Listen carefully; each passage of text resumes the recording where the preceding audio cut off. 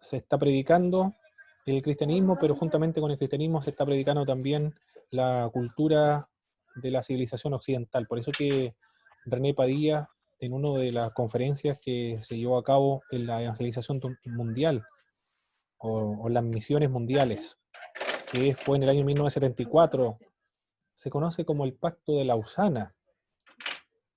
Por aquí tengo un libro de René Padilla, le voy a... ¿Dónde lo decía? Aquí lo tengo. Este libro, hermano, es muy importante. La misión integral. Ahí está, René Padilla. Ha sido traducido a varios idiomas en el mundo, porque este teólogo latinoamericano parece que es ecuatoriano, me parece mucho que es. Vive actualmente en Argentina. Pero este es un teórico importante, evangélico. Él fue uno de los que definió en qué consistía la misión de la iglesia, la evangelización y la misión. No se puede estudiar actualmente la evangelización, el discipulado, sin leer a René Padilla. Es un libro clásico, fundamental. Es como Martín Lutero en cuanto al protestantismo, Juan Calvino, Ulrico Zwinglio o John Knox, por ejemplo. Así esa es la semejanza en relación a René Padilla en cuanto a la evangelización y al discipulado. Por eso que es importante leer ese libro de la misión integral de la iglesia de este hombre. Y él fue el que criticó duramente a los misioneros del siglo XIX, que ellos no solamente trajeron el evangelio, sino que también trajeron la cultura europea, la cultura anglosajona, norteamericana, y también la cultura consumista, individualista, exitista de Occidente. Eso fue la severa crítica de René Padilla en ese entonces. También las estrategias misioneras en el siglo XIX aparecen autores como Henry Venn y Rufo Anderson. Ellos fueron los que establecieron esta estrategia autotrifásica: iglesias autogobernadas, iglesias autosuficientes e iglesias autopropagantes o autopropagadoras. Eso es lo que se está enseñando, predicando, o la estrategia misionera que se emplea en la actualidad. Pero en el siglo XIX, la mentalidad de los evangélicos, los misioneros protestantes, fue una mentalidad similar a la colonialista. El liderazgo quedaba bajo una iglesia extranjera, se miró con desprecio el liderazgo nacional. Las iglesias no europeas eran de menor calidad y también se caracterizaron por ser iglesias paternalistas. Fueron las características de las misiones del siglo XIX, con la cual René Padilla critica severamente, y todos los misioneros del mundo actualmente, los teóricos de las misiones, son los que están criticando severamente.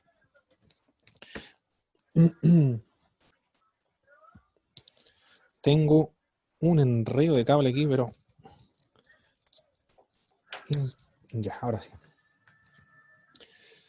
Bienvenido, hermano Heriberto, Rafael, hermano Bernabé, también Delgado, a esta clase. Ahora vamos a ver entonces, esto no es tan larga esta clase, vamos a demorar menos de una hora y media, mucho menos de una hora incluso. Que es continuamos analizando las historias de la estrategia misionera, y fue lo mismo que ustedes hicieron o lo que están leyendo y para hacer sus informes de lectura. Le recomiendo, con respecto a los informes de lectura, hay algunos hermanos que están trabajando muy bien en su informe para hacer el mapa conceptual. El mapa conceptual le ayuda para poder jerarquizar la información. Cuáles son las ideas principales y cuáles son las ideas subsidiarias, y cuáles son los flujos de las ideas que está desarrollando el autor. Por eso es muy importante hacer un mapa conceptual completo, lo más completo, preciso que se requiera. Le voy a enviar a sus correos electrónicos también ejemplos y modelos de un mapa conceptual, y también después le voy a enviar un libro de texto que enseña a realizar un mapa conceptual que sea bien hecho. La idea es que los mapas conceptuales, cuando se realicen, usted lo pueda explicar en una clase, o en la escuela dominical también pueda ir explicando los tópicos que desarrolla cada uno de ellos. Pero es una estrategia la elaboración de mapas conceptuales es importantísimo para aprender, y no solamente para aprender cualquier materia, sino para aprender a escribir. Cuando veamos redacción y elaboración de monografía, vamos a ver más ese tema del mapa conceptual. Cualquier pregunta, duda que tengan mis hermanos a medida que vamos avanzando en esta clase, la pueden plantear por medio de activarnos sus micrófonos y también por medio del chat que va a quedar activo acá. Bien, las estrategias misioneras del siglo XIX, estamos viendo todavía, se caracterizó por el colonialismo, paternalismo, por el racismo. Hay un libro que compré hace bastante tiempo, aquí por aquí lo tengo en la biblioteca. Esto lo pueden conseguir ustedes en el CEP, Ediciones, Centros Evangélicos de Estudios Pentecostales, es la editorial. Lo preside Luis Orellana. Identidad y Relevancia es el libro. Esto lo compré en la Feria de las Pulgas, estaba barato, así que aproveché de comprarlo. Pero este es el autor. Es un chileno que vive en los Estados Unidos, pero la crítica a los protestantes evangélicos es realmente dura que plantea este autor. Él es el que critica a estos grupos, a los misioneros del siglo XIX, que eran paternalistas, colonialistas, y por eso es que son interpretados por varias comunidades de los pueblos prehispánicos o también los pueblos originarios del mundo, como tentáculos del Estado o de las colonias para poder asimilarlo culturalmente, hacerlo desaparecer como pueblo. Esa crítica es correcta porque están aludiendo o haciendo referencia a las estrategias misioneras del siglo XIX, pero no corresponde a las estrategias misioneras de la actualidad o lo que se lleva a cabo hoy.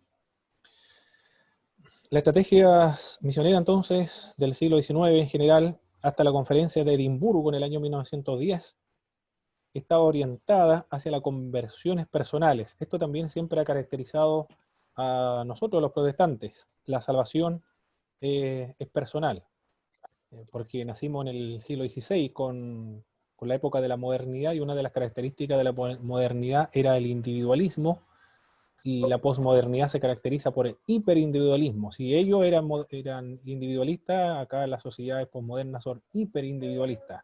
Está centrada en el individuo.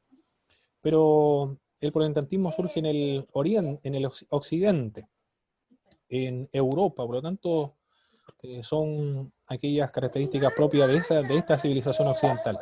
Pero si nos trasladamos al Medio Oriente y al Oriente y también al Extremo Oriente, que son los pueblos originarios de América Latina, este concepto del individualismo, hiperindividualismo, es algo extraño. Más bien se piensa en colectividad y en solidaridad.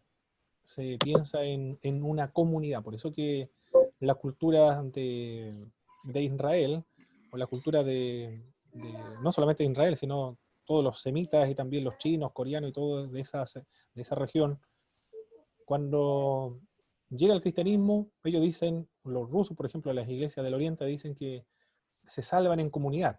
Los creyentes se salvan en comunidad.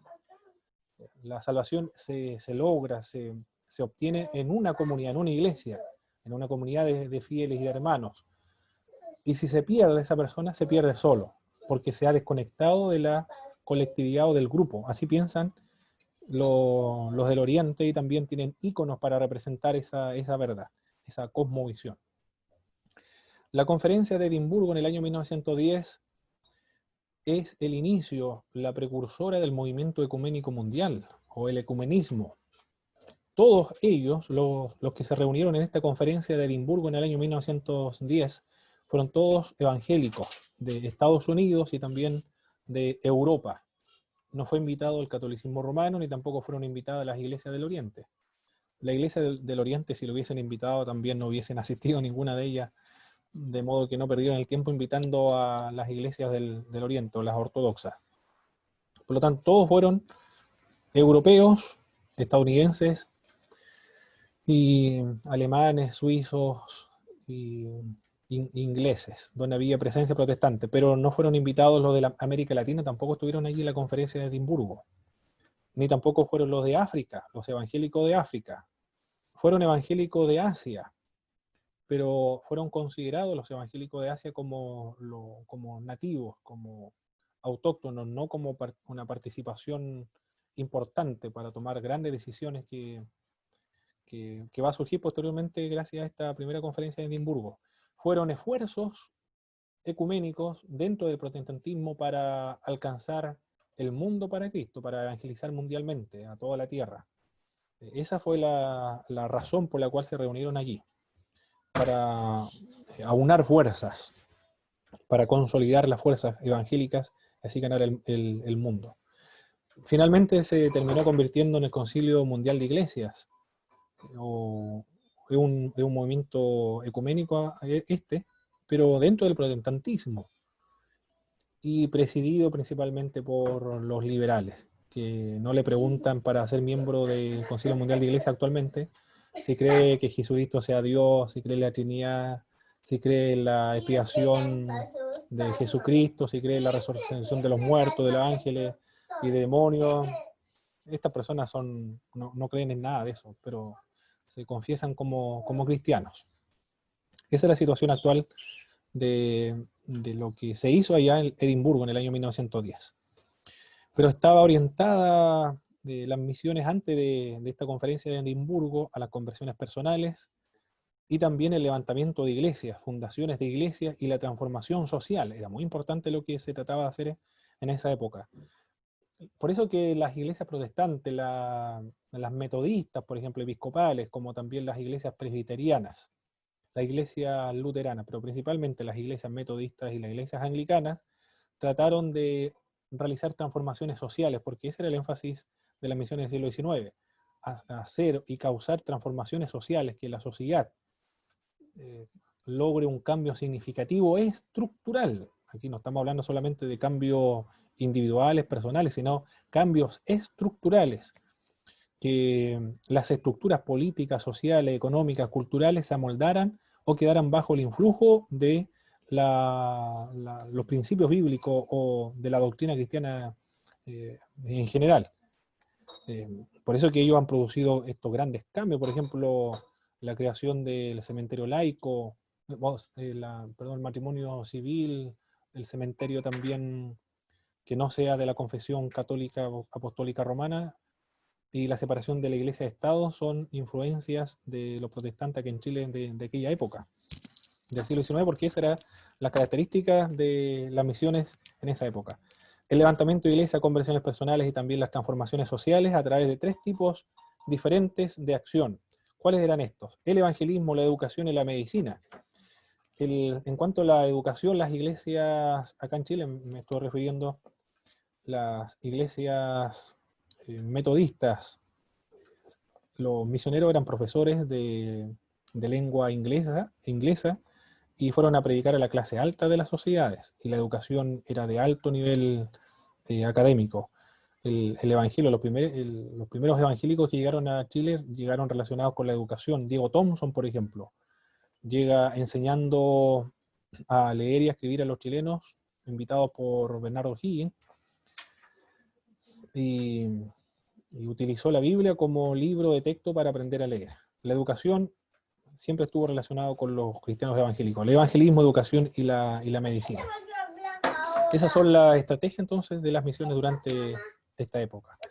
El evangelismo incluía la predicación en sus formas variadas, la organización y nutrición de las iglesias, la traducción de las Biblias, la producción de literatura también, y la distribución de todo ese material. En eso consistía la estrategia evangelísticas.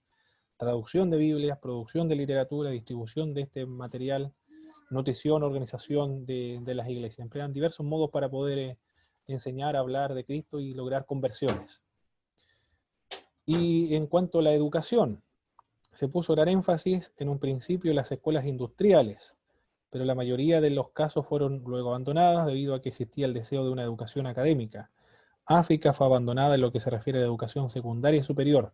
Las iglesias metodista episcopal en Temuco, no sé cómo funcionará en Santiago, pero en Temuco el énfasis y la fuerza de ellos son la parte social. En la educación tienen un colegio metodista en la ciudad de Temuco y también tienen un centro de salud familiar, donde atiende a un sector de la población de Temuco, donde son muy bajos los que cobran allí. Y también en Nueva Imperial tienen un colegio denominado La Granja. Son colegios industriales. Por lo tanto, aquella estrategia del siglo XIX todavía lo están empleando las iglesias metodistas. Es muy, muy pequeña la misión, pero la obra social es grande y ellos se destacan por eso.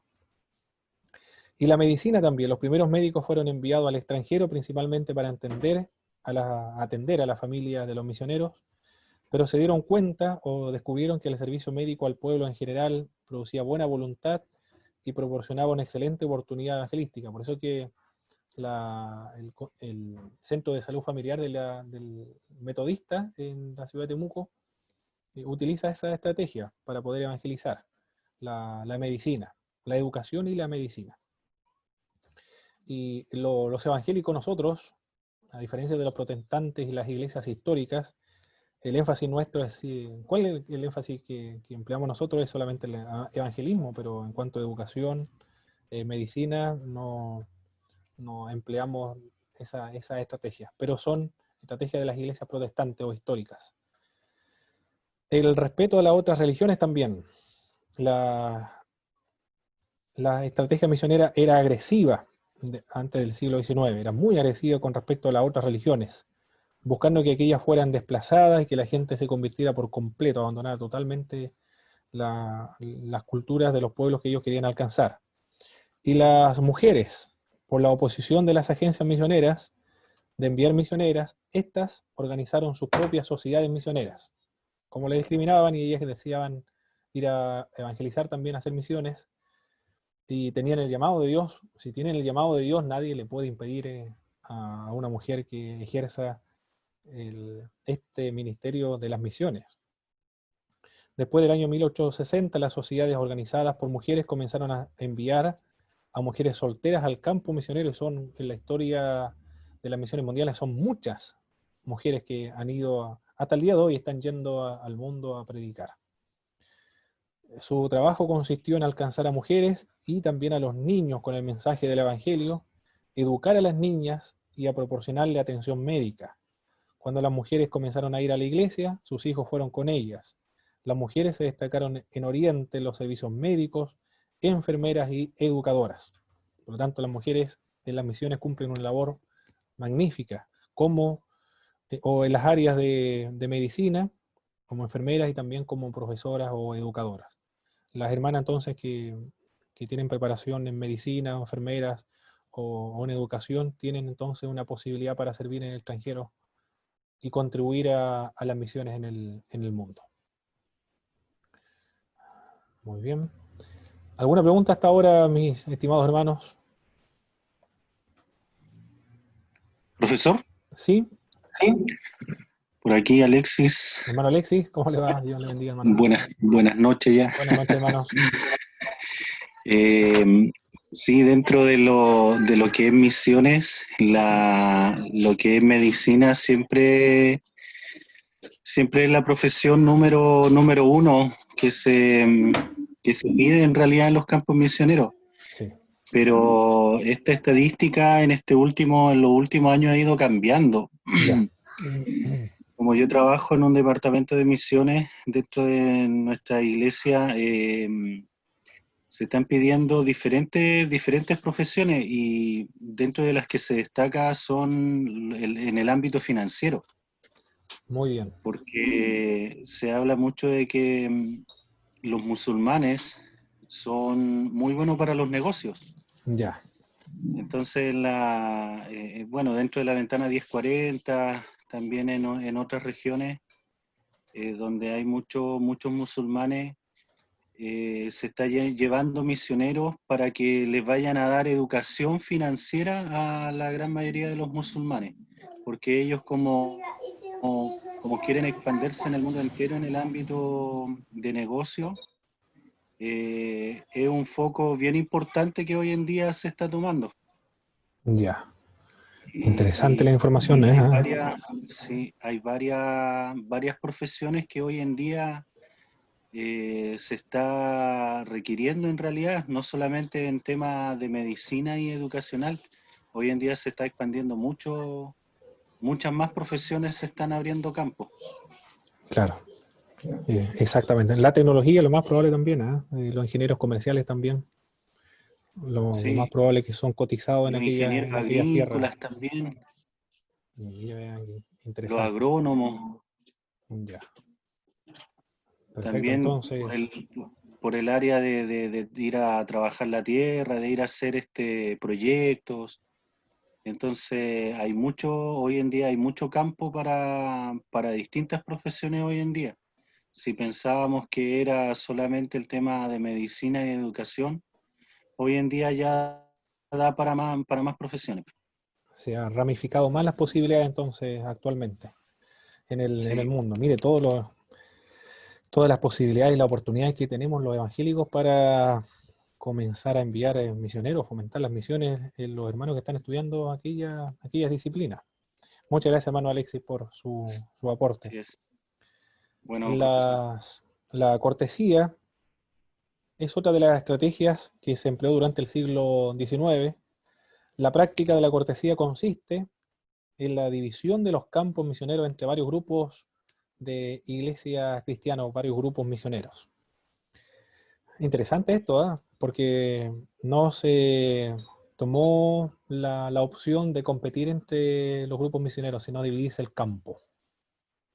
Los bautistas del sur se encontraban entre los iniciadores y practicantes de la cortesía.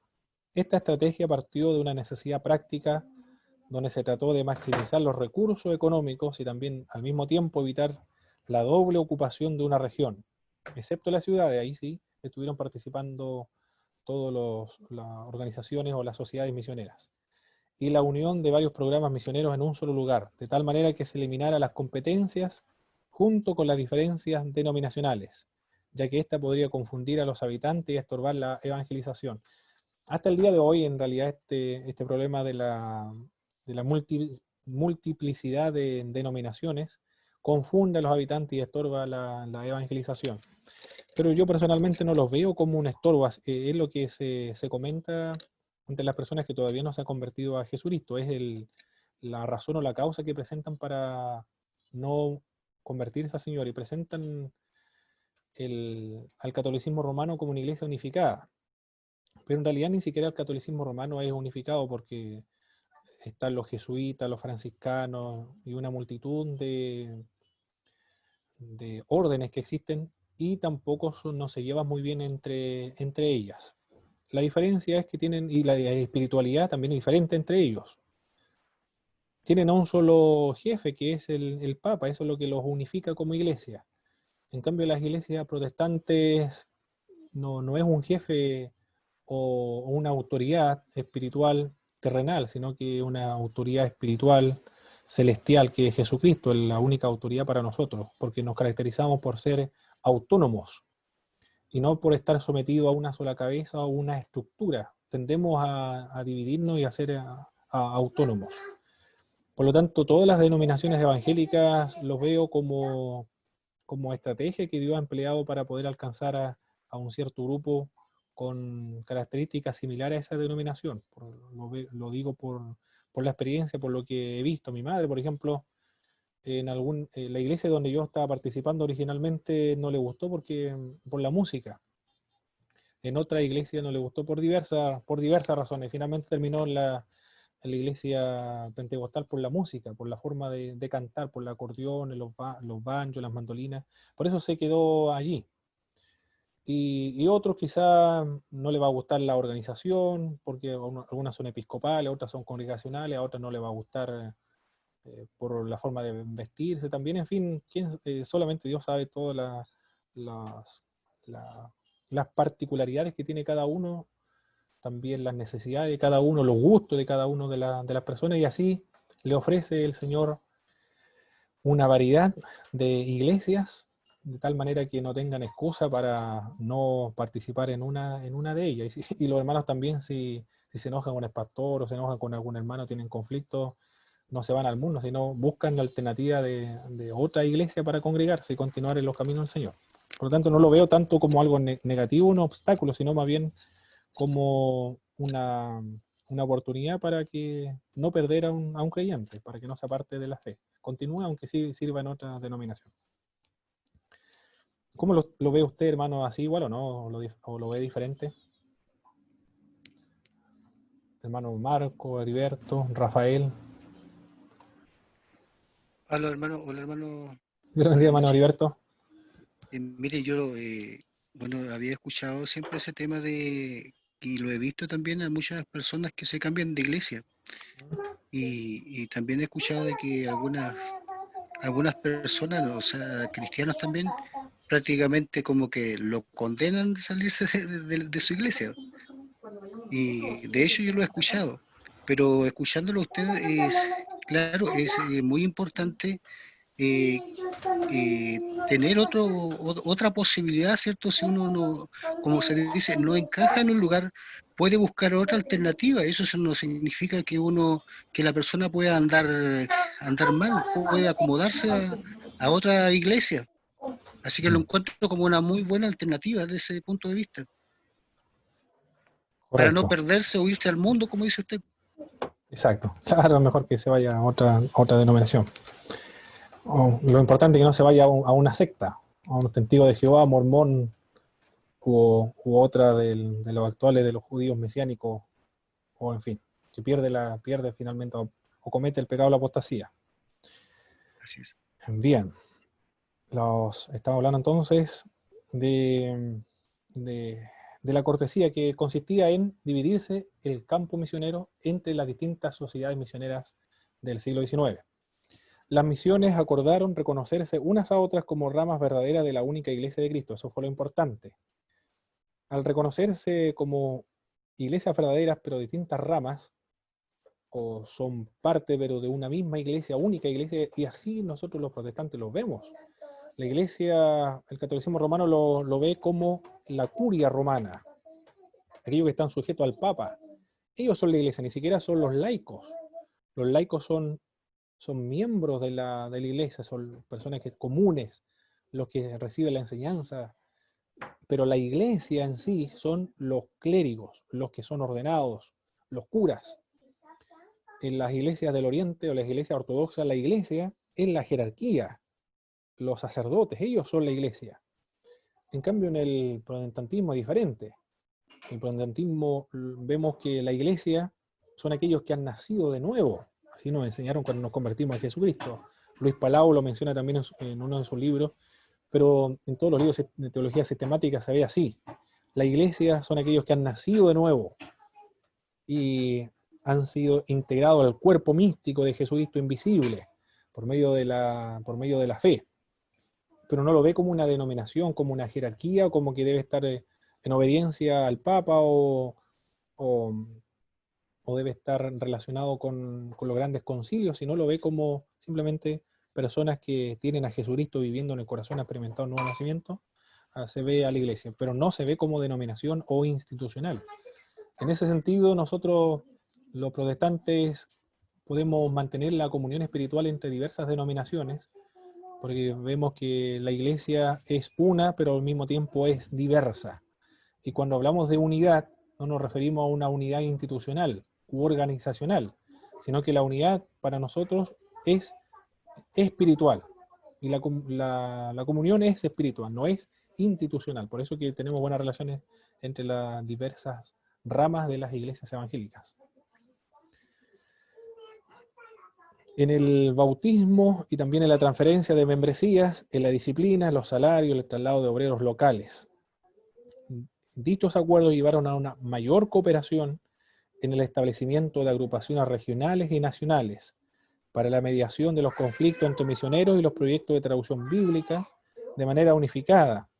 Las agencias de publicaciones, escuelas secundarias, universidades, escuelas de preparación de maestros y también de medicina, todo se unificó dentro de las iglesias cristianas evangélicas. y, y no, no hicieron o no duplicaron esfuerzos en una misma región, sino que se distribuyeron las tareas dentro de todas las iglesias evangélicas o dentro de todas las sociedades misioneras de esa época. La cortesía entonces es otra estrategia misionera durante el siglo XIX, consiste en la división de los campos misioneros entre varios grupos misioneros, trajo como resultado colaboración entre las distintas obras misioneras. Esto va a llevar finalmente en 1910 a el ecumenismo. Nosotros vemos el ecumenismo como algo negativo, algo desastroso, algo que debemos evitar, y siempre lo relacionamos con el catolicismo romano, pero el ecumenismo nace de la colaboración mutua entre los misioneros protestantes para comenzar a ganar o a predicar el evangelio de manera mundial. Surgen desde las iglesias protestantes. Después continuó el catolicismo romano con estos esfuerzos ecuménicos, pero movimientos ecuménicos son varios. Está el Concilio Mundial de Iglesias, el catolicismo romano, las iglesias del Oriente también ortodoxas. Hay también movimientos ecuménicos que son conservadores, otros son liberales. Por lo tanto, cuando se habla de ecumenismo, debe hablarse en plural de los ecumenismos, pero no en singular de el ecumenismo. Cuando decimos o alguien dice yo no soy ecuménico, tiene que precisar muy bien cuál de todas las ramas ecuménicas no es parte, porque en realidad dentro de los consejos de pastores ya es una agrupación ecuménica por el hecho de estar varias denominaciones presentes en un concilio o en un consejo de pastores. Por lo tanto, ya el ecumenismo se está viviendo y está activo, está funcionando dentro de varias iglesias cristianas evangélicas, dentro de iglesias evangélicas y conservadoras también, que no se relacionan con las iglesias racionalistas o liberales.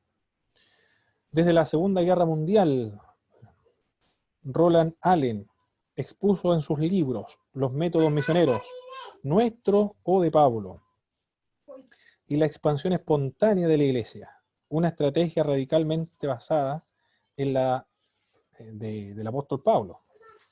Sin embargo, hasta después de la Segunda Guerra Mundial no consiguió seguidores esta estrategia, porque todavía estaban con las estrategias que habían funcionado en el siglo XIX. Fue entonces cuando los obreros provenientes de las misiones sostenidas, especialmente por fe, se unieron a su norma.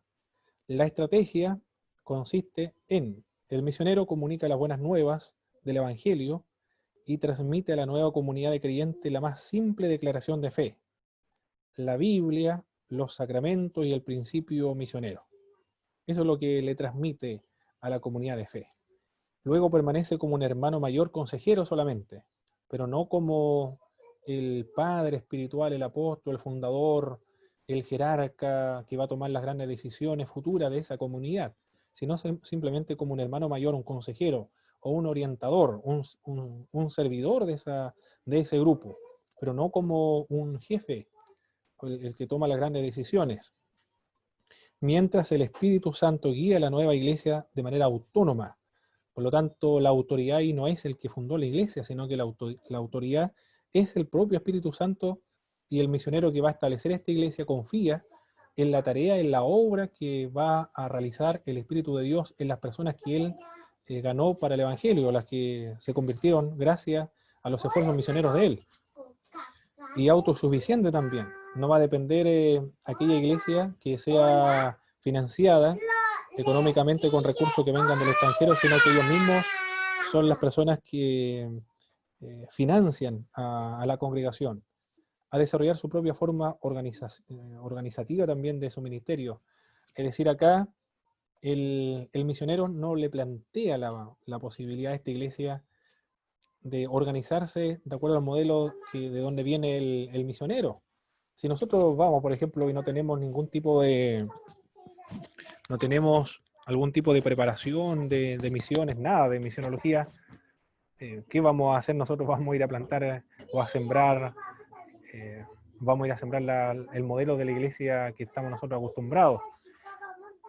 Pero este hombre, Roland Allen, fue el que dijo que debe ser el hermano mayor confiar en la tarea y lo que haga el Espíritu Santo de Dios ahí.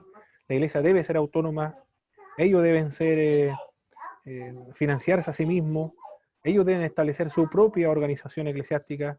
Si ellos escogen la posibilidad de ser episcopal o congregacional o representativa, o quién sabe qué otro tipo de organizaciones ellos están acostumbrados a tener dentro de su cultura. Debe respetarse cómo ellos se van a organizar. Y la adoración y la vida, cómo se va a adorar, qué himnos se van a contar, cómo va a ser la liturgia, eso lo determina la propia iglesia, pero no el misionero. Una iglesia así es misionera de manera espontánea, lo que propuso Ronald Allen. Ahí tenemos la fotografía de Ronald Allen. Parece que era de la iglesia anglicana este autor. Voy a cargar mi computador porque parece que se está quedando sin batería.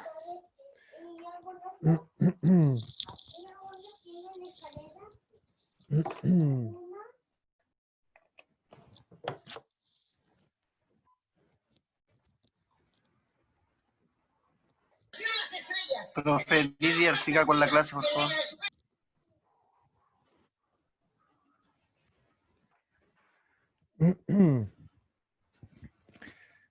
Muy bien, hermanos. Ahí tenemos a Roland Allen entonces. La estrategia está basada en el apóstol Pablo. Consiste en el misionero comunica las buenas nuevas, transmite la nueva comunidad de creyentes la más simple de declaración de fe, la Biblia, los sacramentos, el principio misionero. Luego permanece como un hermano mayor, consejero, mientras el Espíritu guía la nueva iglesia autónoma, autosuficiente a desarrollar su propia forma organizativa de ministerio, adoración y vida. La liturgia entonces va a ser muy diferente. Todos los misioneros actualmente emplean esta estrategia de Ronald Allen y otros también misionólogos o expertos en misionología. Los misionólogos son los expertos en misionología.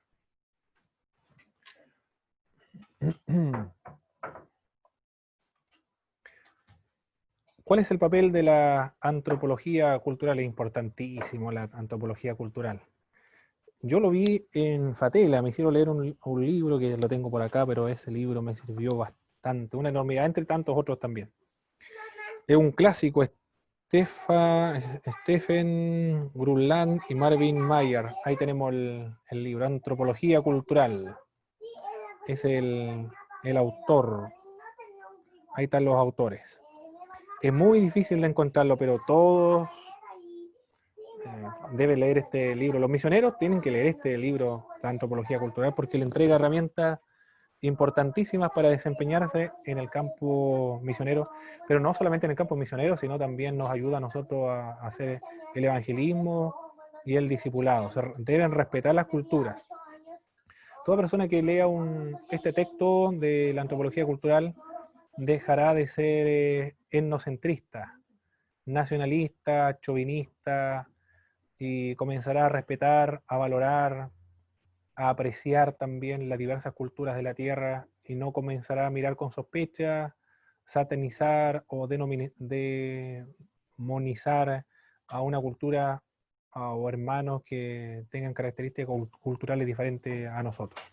Le inmuniza este libro, toda la antropología cultural en realidad, de este etnocentrismo, de este orgullo de ser parte de una nación. Lo comprende, lo valora y ve que todas las culturas son creadas por Dios y tienen elementos tanto positivos como negativos también.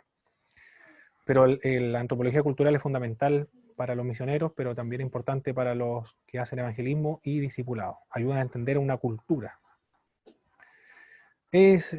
¿Cuál es el papel de la antropología cultural en las misiones cristianas? Es la respuesta a todo lo que aflige a las misiones, o una herramienta secular que algunos misioneros usan en vez de depender del Espíritu Santo. El papel de la antropología cultural en misiones no es ninguno de esos, no es un sustituto del Espíritu Santo, por supuesto que no. La antropología cultural no es una panacea para las misiones. Panacea es una pastilla que cura todos los males, no es una panacea. Es solo una herramienta más de un misionero bien preparado. Tampoco la antropología cultural reemplaza al Espíritu Santo bajo ningún punto de vista. Porque en realidad si uno ve que toda verdad independientemente de qué disciplina sea, una verdad teológica, verdad religiosa, verdad filosófica, verdad psicológica, todo tipo de verdad que existe en el mundo proviene de Dios, porque Dios es la verdad, es esencialmente verdad. Por lo tanto, todo lo que se descubre en verdad se debe considerar finalmente como un don de Dios y nunca como un descubrimiento del ser humano. Siempre como un Dios, un don o una revelación de Dios a los seres humanos. Verdad matemática, científica, en fin, es un don de Dios a los seres humanos para beneficiar, potenciar a los seres humanos, abrir más las posibilidades del ser humano a la realización personal. ¿Me entendieron más o menos lo que quise decir, hermano? Estoy citando a un autor. En una oportunidad me dijeron que no entendía lo que le quería decir, porque le comencé a citar lo que había leído. Estos autores de España hablan así, de abrirle las posibilidades a los seres humanos, a potenciar a los seres humanos. Pero eso es realmente lo que realiza la antropología cultural y todos los descubrimientos. La antropología cultural es una ciencia que tiene verdades, y estas verdades sirven para el desarrollo del ser humano, de potenciar al ser humano, de autorrealizar al ser humano. Y quien procura el bienestar del ser humano integral es Dios mismo. Por lo tanto, ¿cómo podemos rechazar algo que beneficia al propio ser humano? Por lo tanto, el despreciar estos descubrimientos de todas las disciplinas, de toda la ciencia del mundo, es despreciar la tarea iluminadora o la revelación natural, la revelación general de Dios a los seres humanos. Por lo tanto, nunca debemos desechar o menospreciar los descubrimientos en todas las disciplinas del conocimiento humano, la psicología, la antropología, la sociología, la política, la educación, en fin, todas las áreas debemos nosotros agradecerla y considerarla como don de Dios para nuestro beneficio personal. Porque hay predicadores que señalan no estudie psicología porque eso es del diablo. Hay muchos hermanos nuestros que han estudiado psicología y en las predicaciones cada cierto tiempo le están recordando que han tomado una decisión equivocada y una decisión diabólica, y eso lo va a alejar de Dios. Lamentablemente estos son los ultrafundamentalismos dentro de nuestras congregaciones cristianas. Muy bien. Por lo tanto, no es un sustituto ni reemplaza la tarea del Espíritu Santo de Dios. Ninguna obra misionera verdadera ocurre sin el Espíritu Santo. Sin embargo, muchos cristianos entienden mal el papel y lugar que la antropología cultural puede tener en un ministerio eficaz. Dentro de la teología evangélica, protestante, conservadora, ve que todas las disciplinas del conocimiento humano ayudan para las misiones y para la expansión del reino de Dios. Aquí estamos hablando de las misiones, por lo tanto, todas las disciplinas ayudan para mejorar, hacer más efectiva, más eficiente, más rápida el trabajo misionero. Por lo tanto, todo eso hay que usarlo. Así como hay un orden subyacente en la naturaleza, leyes que la controlan o establecidas por Dios, también hay un orden subyacente en la conducta humana, y esa conducta humana debe conocerse para no cometer errores o que se produzcan estos choques culturales entre culturas diversas. La ciencia de la conducta se interesan en descubrir el orden subyacente a la conducta humana, tal como las ciencias naturales se interesan en descubrir el orden de la naturaleza. La antropología cultural analiza cómo se comporta el ser humano en la sociedad, en la cultura o en microcultura o en una etnia en particular. ¿Cuáles son los códigos de conducta? Y al mencionar, al descubrir, al revelar estas normas o estos patrones de conducta, le va a ayudar al misionero también a adaptarse más fácilmente. Por eso es que es muy importante la antropología cultural de las misiones. La verdadera ciencia natural y la conducta se interesan en descubrir el orden de la creación de Dios. El misionero que usa la antropología cultural como una herramienta para desarrollar una estrategia misionera no trata de trabajar sin el Espíritu Santo, sino que trata de trabajar o desempeñarse en armonía con el Espíritu Santo de Dios. Además que toda verdad proviene de Dios. Esta es la parte entonces del papel que juega la antropología cultural. Se debe comprender la cultura. El misionero, cuando va a predicar a otra cultura, debe entenderla. De lo contrario, si no la entiende, va a menospreciar, a ridiculizar, a caricaturizar una cultura, a satinizar, a considerarla como una cultura inferior. Ese es el problema que tuvieron los misioneros del siglo XIX. Pensaron que la cultura occidental, europea, anglosajona, norteamericana era una cultura blanca, la superior. Además que ellos estaban influidos bajo la teoría del darwinismo social, la teoría de Darwin que señalaba la evolución de las especies. Tanto fue así que se consideraban a los pueblos que no eran de Europa y que no eran de los Estados Unidos, se consideraban que incluso hasta las plantas y los animales, los árboles, eran de una calidad inferior en comparación con las plantas, los árboles y los animales que se encontraban en Europa. Así era de degradado como se consideraban a las otras culturas. No solamente los seres humanos se encontraban en un proceso evolutivo, sino que las plantas y los animales y los árboles se encontraban en un estado de degradación, en un grado de evolución inferior a la europea. Por lo tanto, los europeos eran la casta superior o la cúspide, el clímax de la evolución y el desarrollo de los seres humanos. Por lo tanto, si alguien quiere hacerse cristiano, tiene que hacerse europeo, pero no degradarse a la condición de un latinoamericano, por ejemplo. Por eso queda la sospecha, este libro que le mencioné de identidad y relevancia, cuando uno lo lee, queda con la impresión de cuáles realmente eran las motivaciones de los misioneros, si eran por lástima, para que nosotros pudiésemos, los latinoamericanos, convertirnos en seres civilizados, similares a los europeos, o la motivación era por ser obedientes a Jesucristo y amor a nuestras almas, no porque nos encontrábamos en un estado de inferioridad cultural en contraste con los europeos. Comprendiendo la otra cultura, entonces, la misión es el mandato bíblico total de la Iglesia de Jesucristo. Las misiones tienen lugar cuando las asambleas locales o grupos de asambleas que envían personas autorizadas a otra cultura para evangelizar y plantar iglesias autóctonas.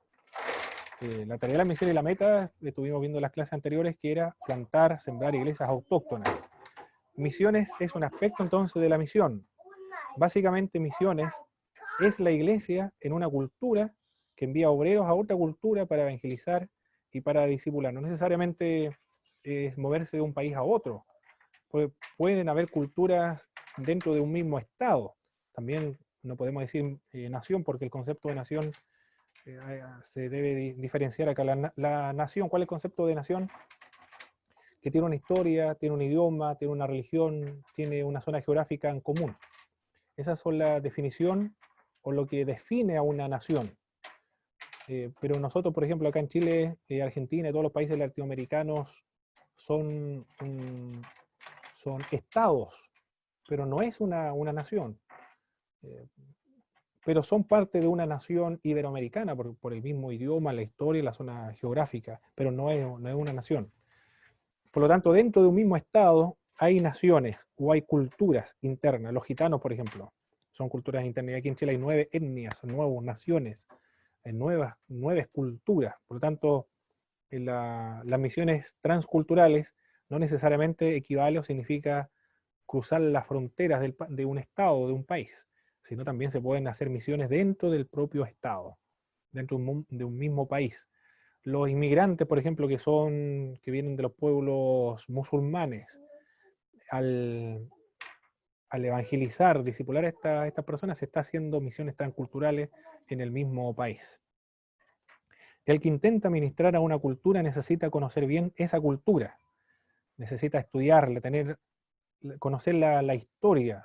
A los militares, cuando van a realizar ciertas actividades de paz, en Paraguay, por ejemplo, en cualquier parte del mundo, uno de los requisitos que se les pide es que debe leer acerca de la historia y la cultura de un determinado lugar donde él va a realizar los servicios de paz.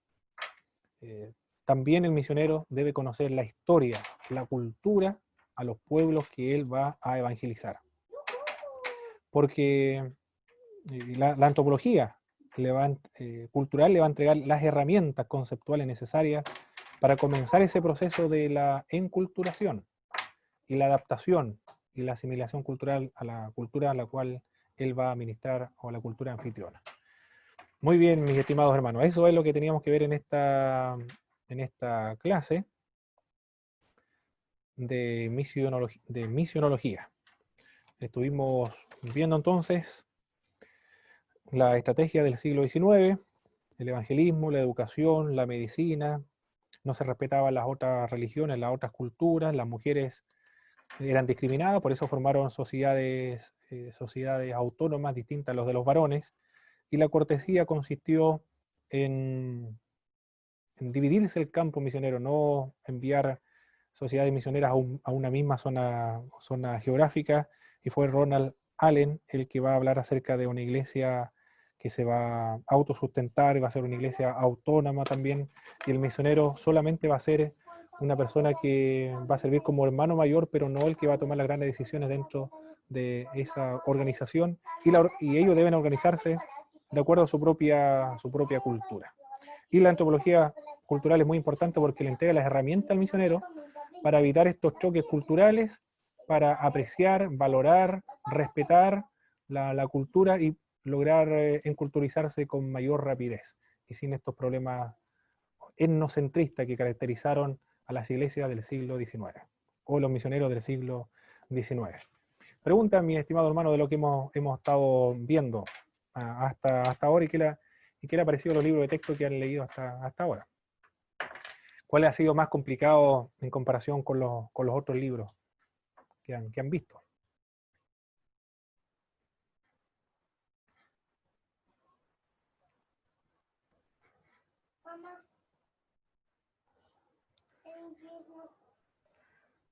¿Alguien, alguien, hermano Rafael, está ahí, hermano Bernabé también, Heriberto, Alexis, hermano Didier, Marco igual? ¿Algún libro que haya sido más complejo que otro? ¿O muy técnico también? ¿O qué es lo que le ha ayudado a comprender acerca de las misiones un libro más que otro? ¿Qué es lo nuevo que ha aprendido también al leer estos textos?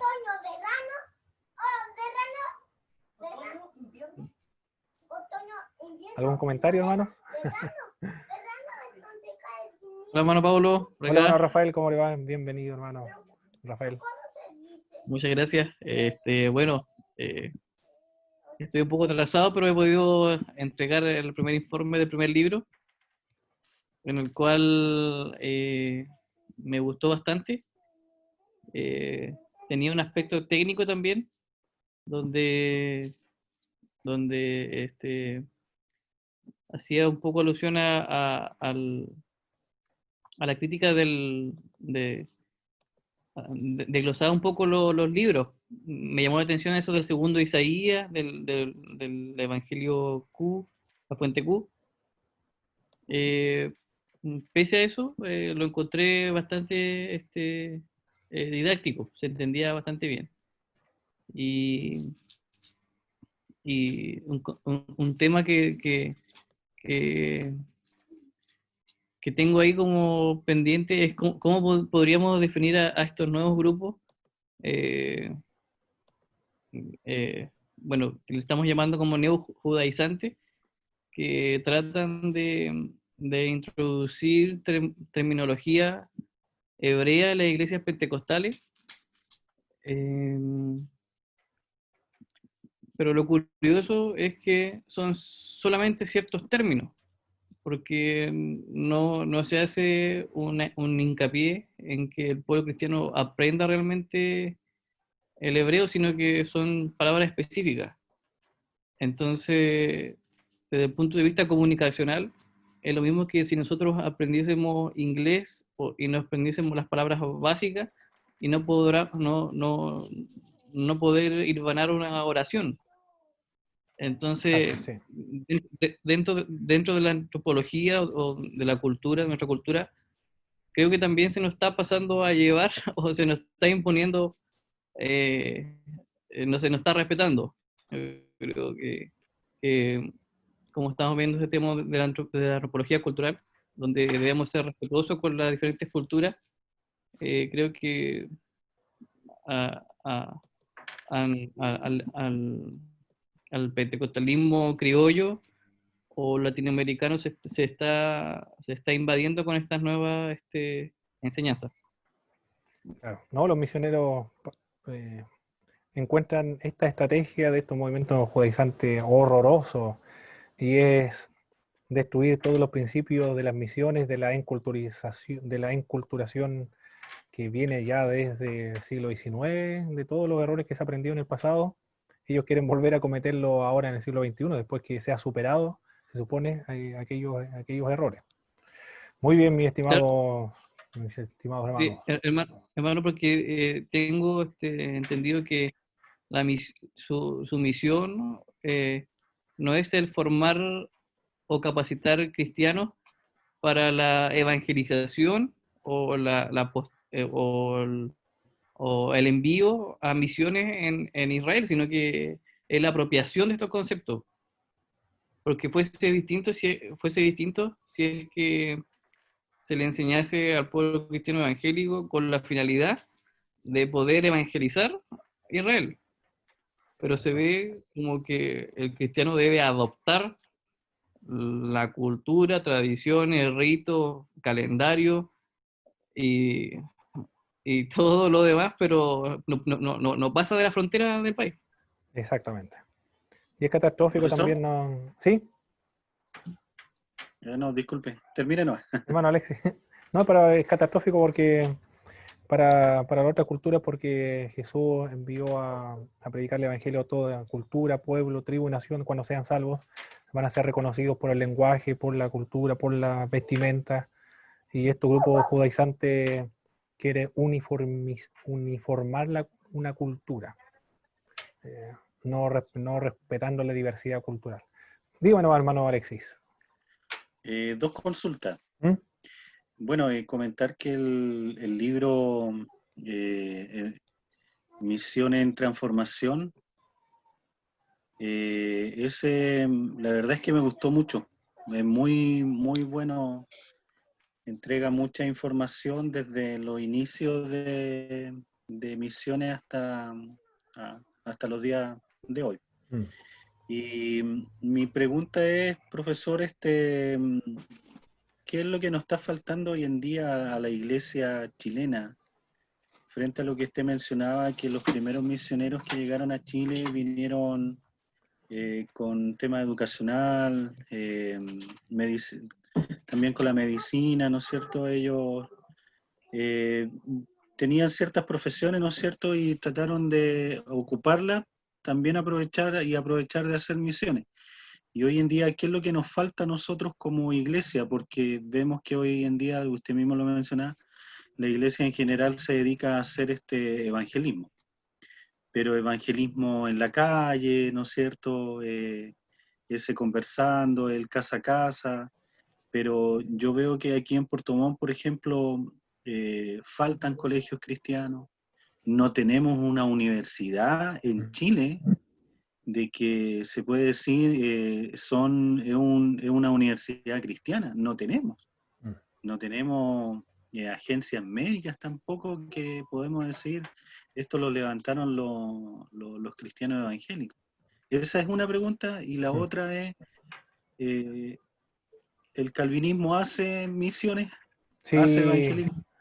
sí, no, el calvinismo, el mirianismo no afecta en cuanto al fervor evangelizador y misionero, bajo ningún punto de vista, de ninguna manera. La Ya. primera es, bueno, la educación es importante. Este libro de Bosch y también René Padilla, todos los hermanos que están estudiando deben leerlo porque ahí entrega herramientas muy importantes de cómo trabajar, hacer misión y evangelismo.